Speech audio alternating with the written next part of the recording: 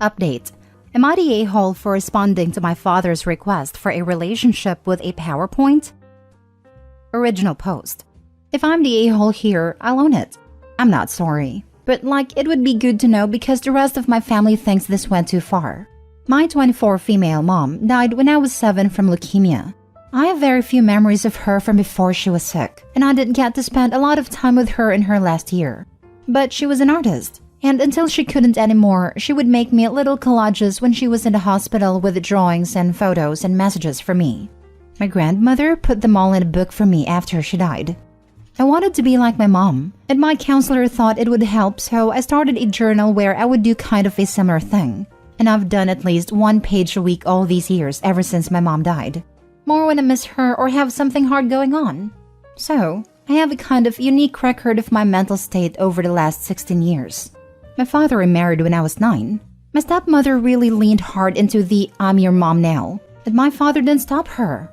It improved when they had my half-brother because she basically forgot about me then.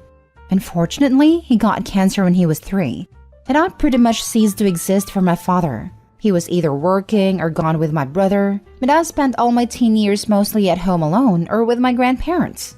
The mantra was that my brother needed to be the focus because he might die, so I needed to not be selfish since I was healthy. I stopped trying to talk to him when I was 16, and it was a dark time. I moved out when I was 18 and cut them off completely. My grandparents let me know that my brother died a couple of years ago, but respected my desire to remain no contact with my father. He recently reached out to them because he wants to see me and talk. I went through my old journals and made him a PowerPoint with images of the entries where I had talked about being frustrated and feeling abandoned and unwanted. Some with literal quotes of things my dad had said to me during arguments, even the really dark stuff from when I was seriously depressed. Then, I ended it with a photo of one of my mom's collages where she had written, "Remember that your dad and I are always here for you." And I wrote underneath it, "You failed. Go away." I felt like him being able to see it from my literal perspective would communicate why I don't want him back better than I could.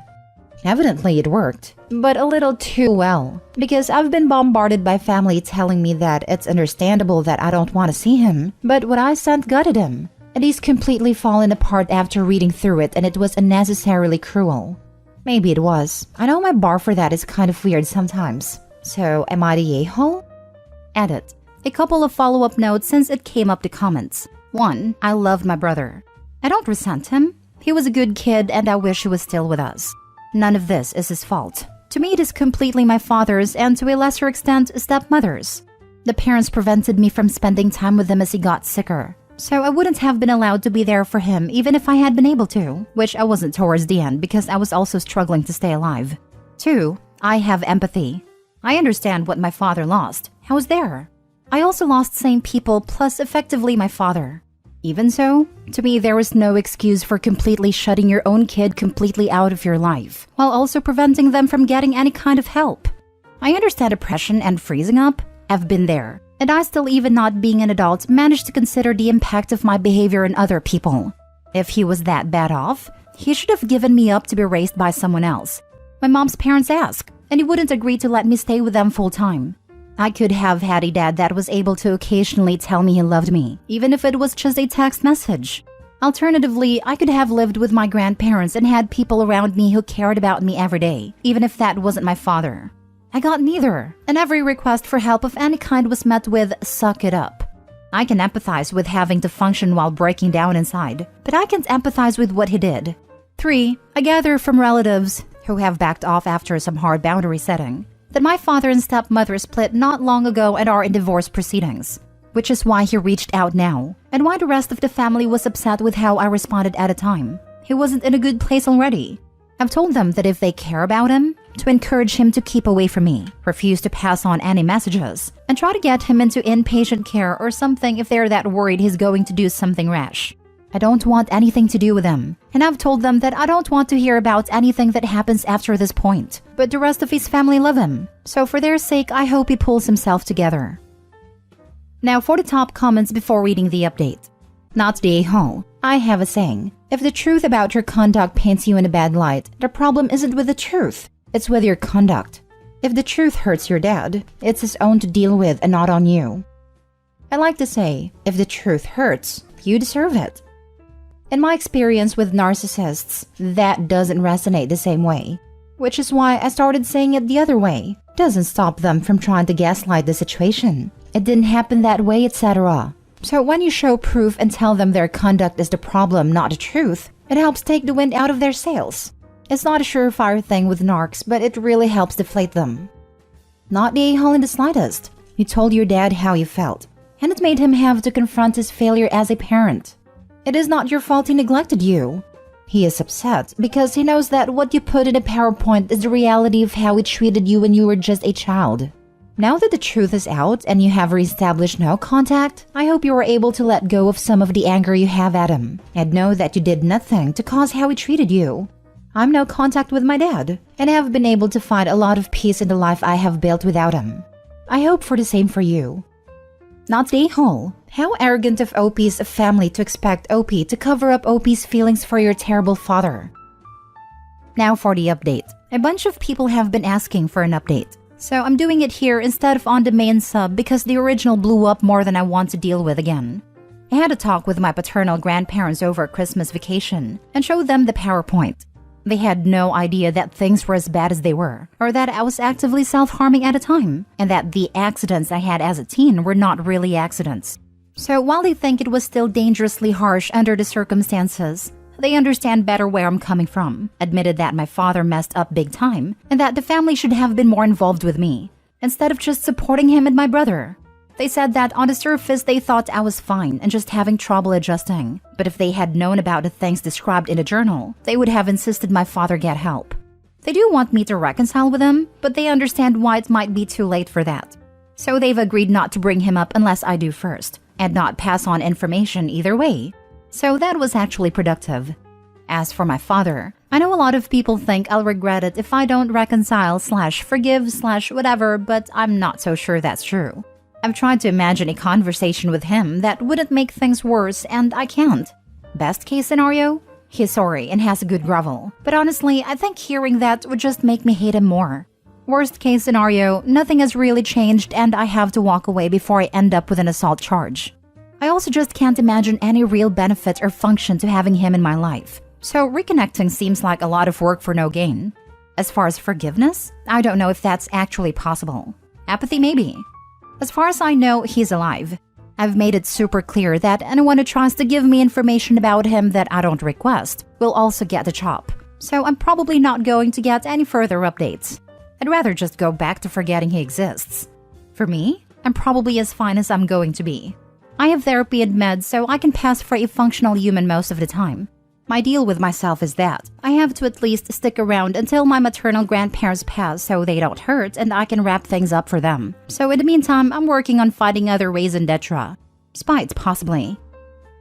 Next story. Am I the a-hole for putting medical fees on my mom's credit card? Plus update.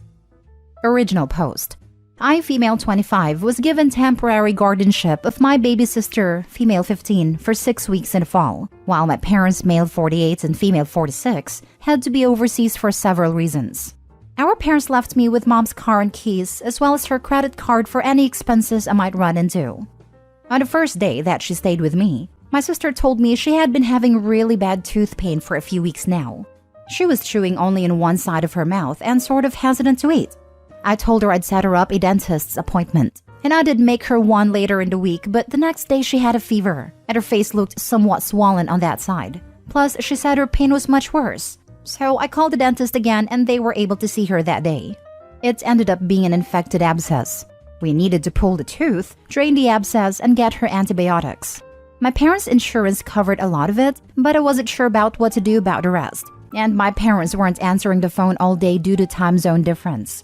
So, I just put down mom's credit card for the amount that needed to be covered right then, as well as to pay for the antibiotic prescription when I picked it up. I didn't think much of this at a time, but when my parents found out, they were pissed. Dad said the credit card was for standard everyday expenses like food and gas, not emergency funds, which they didn't specify this before nor provide separate money for emergencies, and that I overstepped my bounds by dropping a large sum of money and such a rash and expensive choice that mom was going to have to pay off. I offered to pay it back since it's technically within my means, but he said forget it. It's too late now due to my impulsivity.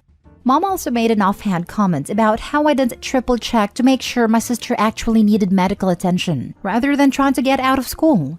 This was a while ago, so I thought it was behind us. My parents told me we weren't gathering for the holidays this winter, but I found out yesterday from my sister that a bunch of family had visited and my parents hosted. So I'm sure they're more upset than I thought. My take is that I made a necessary decision for my sister's well-being and I don't regret it. But I could have done more to make sure I handled it in a more appropriate way financially, and maybe waited to go through with anything until we could get in touch. However, I offered to reimburse and was turned down. As the acting legal guardian at the time, it seemed urgent. I was worried about my little sister and the treatment needed to be paid for. Am I the a-hole? Now for the top comments before reading the update. Absolutely not the a-hole, but your parents sure are. A dental abscess is not the kind of thing you ignore, and certainly isn't an excuse to get out of school. Left untreated, it can result in sepsis, aka blood poisoning. As I am a cynical person, I'd say they're angry because they've been ignoring your sister's complaints, and something that should have been treated early got worse, until it became an abscess needing expensive treatment. You've been a better parent than them. Knowing my parents, I think you're probably right.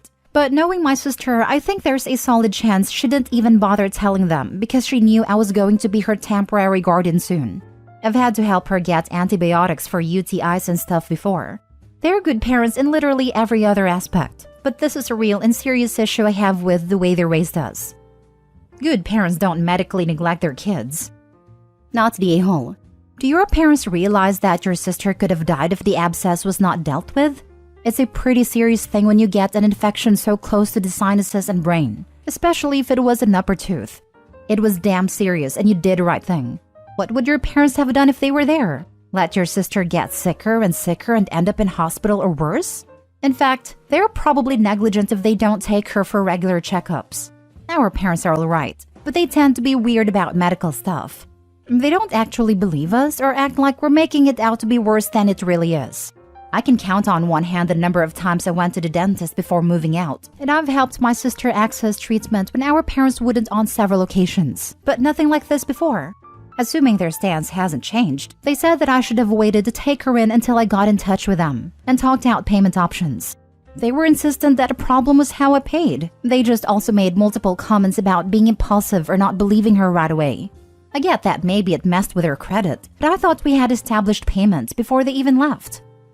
No, it doesn't mess with your credit in any way to put an expense in an existing card then pay it off. They gave you a card to cover expenses. Your sister had what was a genuine medical emergency that could have put her in the hospital or even killed her.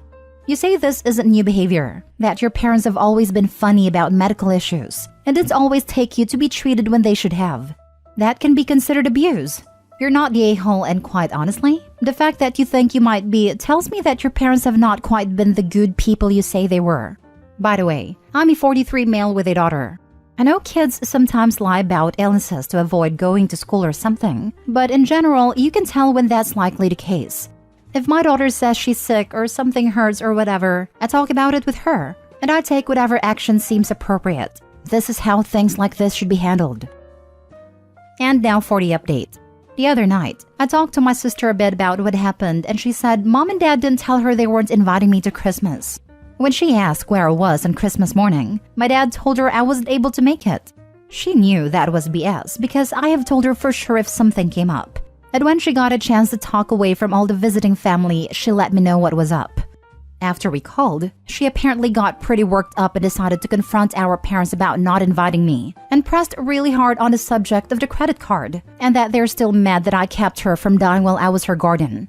Mom started crying. Dad started yelling at Mom that it is her fault her daughters are like this. Sister told Dad to shut the heck up and don't talk about me like I'm not here. Dad then backhanded my sister. She told me that I obviously called CPS. Some other stuff happened I won't even get into, and now my sister is at my apartment. My dad has an order from law enforcement not to be on the same property as her for at least a week. I'm not sure what's going to happen. I haven't heard from my mom except to let me know where she and dad are staying, separate from each other in case anything happens. My sister told me the weeks I was her guardian were the easiest 6 weeks of her life. I told her I'm sorry I didn't step in sooner. We cried a lot, and I let her stay up late to play World of Warcraft with me and make mini cheesecakes. I'll post an update if anything happens, but I think she and I are gonna be okay. I know someone who died from an abscessed tooth. Those things are no joke. These parents are criminals. I've had 2 friends end up in ICU because of abscesses. One had to have surgery to open his chest because the infection had drained into his lungs. The other had to have a shunt put in because the infection was too close to his brain. OP saved her sister's life. When her father is old and sick, she can happily not pay a dime for medical treatment, just like dear old dad would have wanted. Jesus, the slow realization of OP that her parents are bad people, contrary to what she had always believed. Good for AITA for opening her eyes. That was the part that made me want to post this. I'm so glad she realized. I truly dread the thought of kids in this kind of situation who do not have a lifeboat sibling. My sister told me the weeks I was her guardian were the easiest 6 weeks of her life. Hoo boy, that is heartbreaking. Or the fact that she, a teen, knew that her parents would blow off her medical complaints. How many things have they ignored already? Flashback to my broken leg, when my parents refused to take me to a doctor for 2 days because maybe it will get better. I am truly horrified at how many people have also had similar things happen, and I hope you are all taking good care of yourselves both physically and mentally and moving past these childhood traumas.